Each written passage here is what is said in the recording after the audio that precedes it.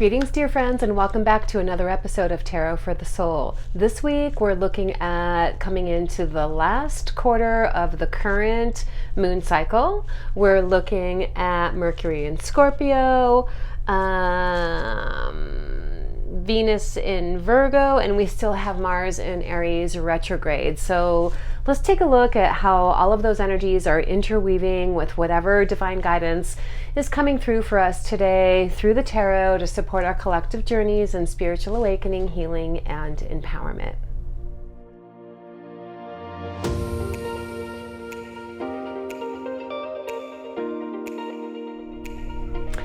Welcome back, friends. So how do we all do with that last full moon? That was a doozy, huh? Whew, I really felt the energy myself. So we had that full moon in Aries, which definitely triggered some sort of turbulent, aggravating types of energies, but it's a perfect energy to give us the motivation that we need for a final clearing, releasing, and letting go of anything that's not serving us.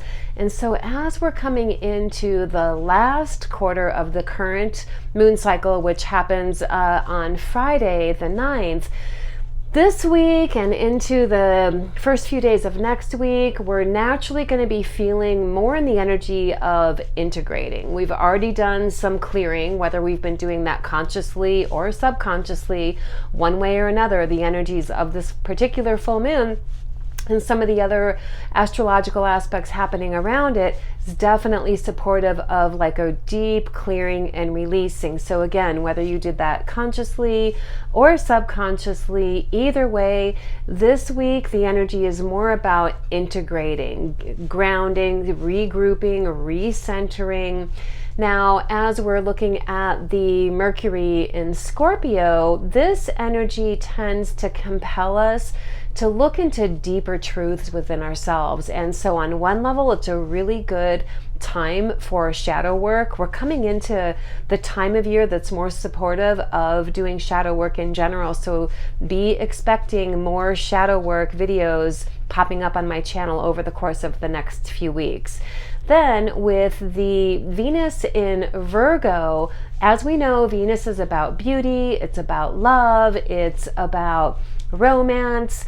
And in the sign of Virgo, we're compelled to really get clear on what's working for us and what's not working for us. It's like tidying up our energy field. One thing that's coming through right now, just as an intuitive insight, it's like check with yourself around how you're holding your energy field. Are you holding your own energy field in a way that feels cohesive to you? If not, then the Mars square Pluto that we have going on between the 8th and the 10th is really going to support you in clearing away old paradigms, old structures, old belief systems that aren't aligned so that you can really drop into more of a sense of cohesion, order, and internal harmony within yourself. Okay, so we're going to take a look at gaining some insights that are supporting our collective journeys. Today I'm using the Osho Zen Tarot. It's one of my favorite decks to work with when it comes to looking at like the spiritual or energetic aspect of things. So I'm giving the cards a few shuffles here. And I'm just taking some time to breathe, center, tap in. And I'll, as always, intending that the information that comes through is coming from only the highest sources of guidance possible, and that everything is aligned with the highest and best path of us all individually and collectively. I'm going to be working with a little bit of a different method for reading the cards this week, so I'm not really going to be doing a tarot spread per se. I'm just going to be picking cards in groups of 3, and as I'm going along, I'll talk a little bit about how I'm working with this system and gaining the messages that I'm gaining. Okay.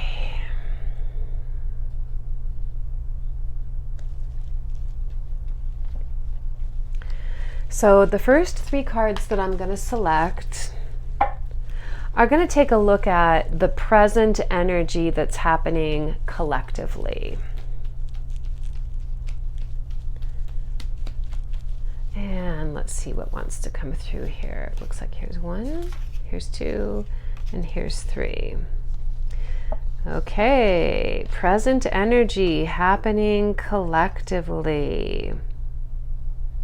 So the Osho deck is considered to be a tarot deck, but it reads a little bit more like an oracle deck just because the images are abstract in regard to the traditional tarot.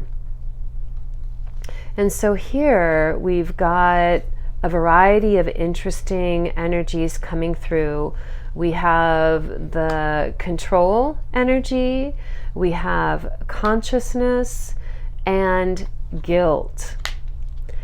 And so as I'm looking at this as, you know, the present energies that are going on right now, I'm really drawn to this control energy and the guilt energy.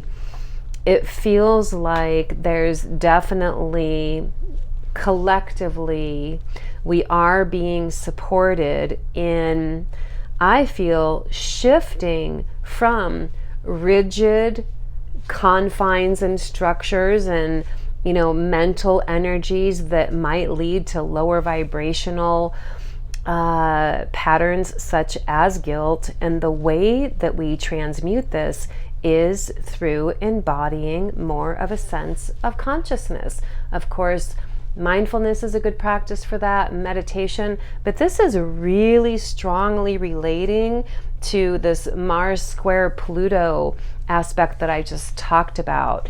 It's about clearing away old paradigms, letting go of where you're rigidly keeping yourself unnecessarily on lockdown and in limitation and in rigidity due to, you know, paradigms, belief systems that you were conditioned and socialized to have.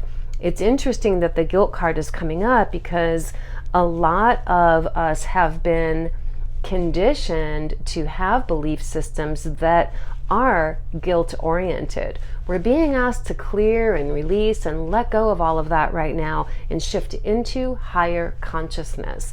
So let's take a look at how this might be influencing the sacred feminine. So I'm gonna select 3 more cards here.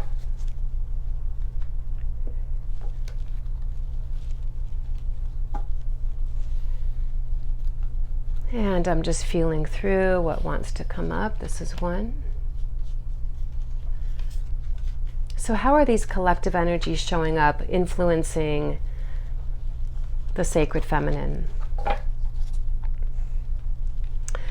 Awesome. We have guidance, integration, and ordinariness.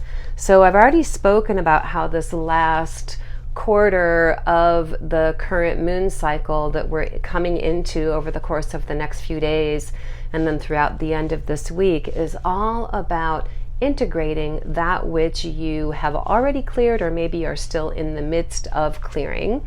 And the integration can happen through really tapping into higher guidance, taking some time for that this week. And of course, that is one of the key components to the sacred feminine, is about really tapping in spiritually, using your intuition as the language of the soul that it is, and allowing your own intuition or higher realms of spirit that you're connected to speak to you through your intuition to support processes of integration based on what you've already cleared. And this is leading, it will have the result of coming into a calmer, more harmonized sense of being. This energy in the Osho Zen of ordinariness is, for one, I want to say that it's related to the number 8.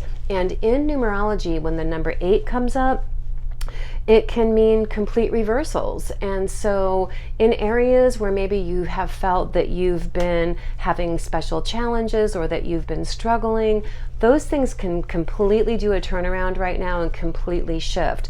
So this energy is affecting all of us collectively, but then we're all going to have our own individual aspect of how it's influencing us. So of course this reading that I'm doing is for the collective, and if you would like a personalized, customized session, of course you can do that. Just get a hold of me through my website.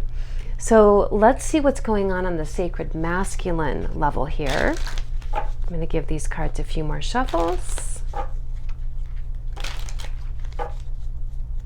And let me just move these up a bit.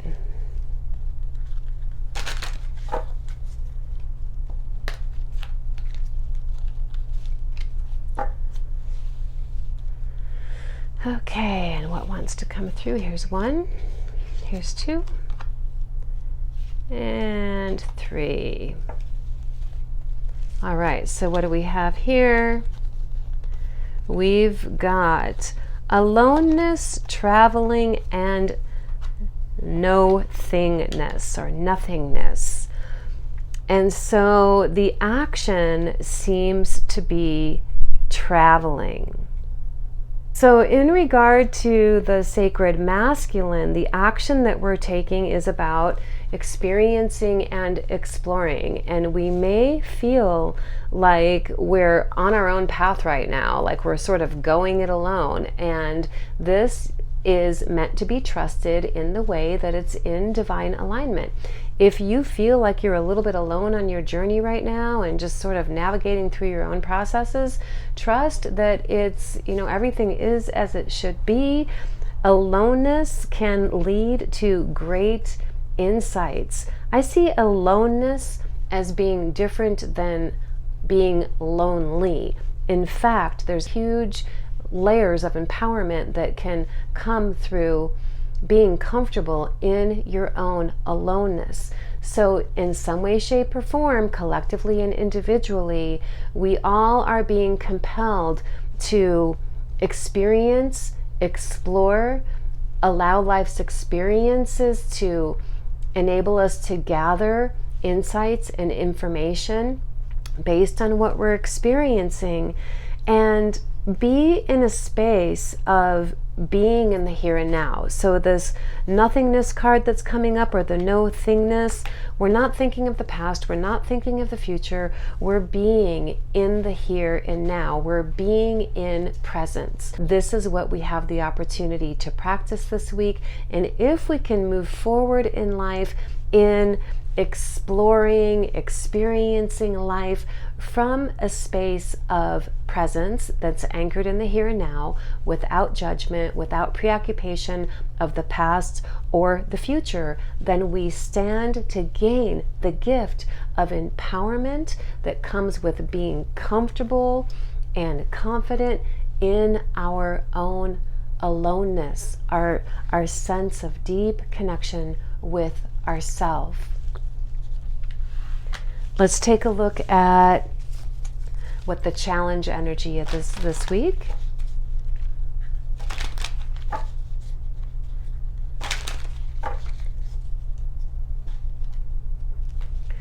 And I'm going to select 3 cards once again. And let's see what wants to come through. Okay, the challenge energy, interesting. So as I'm working with this 3-card method, what I'm looking at here is what the action is, what the subject is, and the descriptor energy.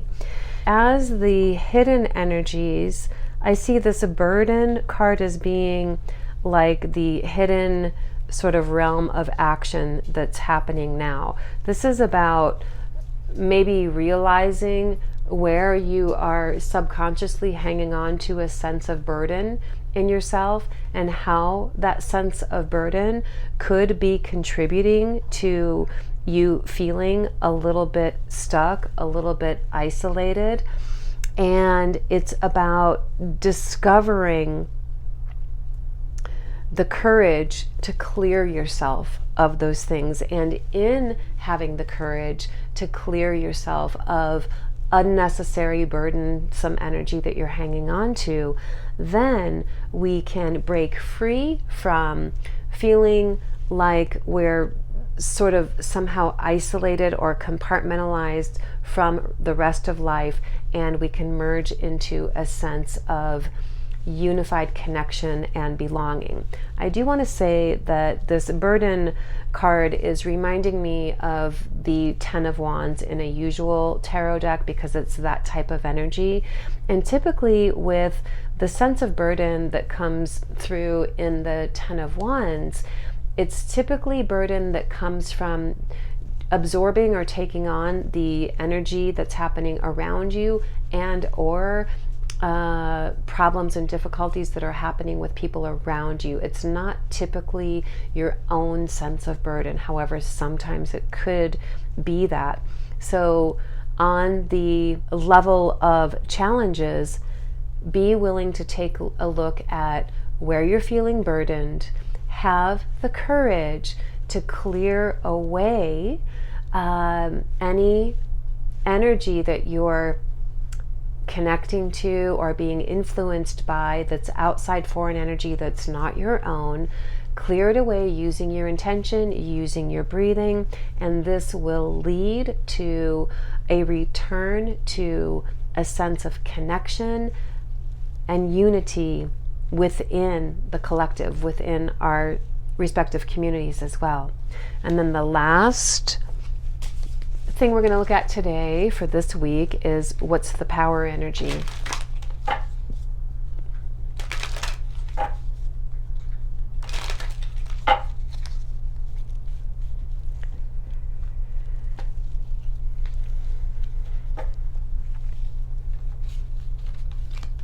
Okay. And it feels like it wants to be these, the power energy for us all this week.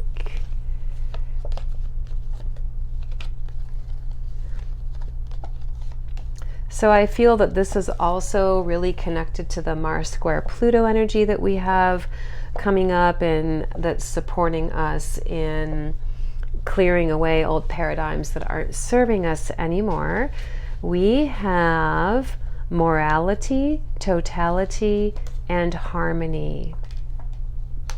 So it feels like this morality card feels like it is speaking a lot of past conditioning, past socialization, past domestication.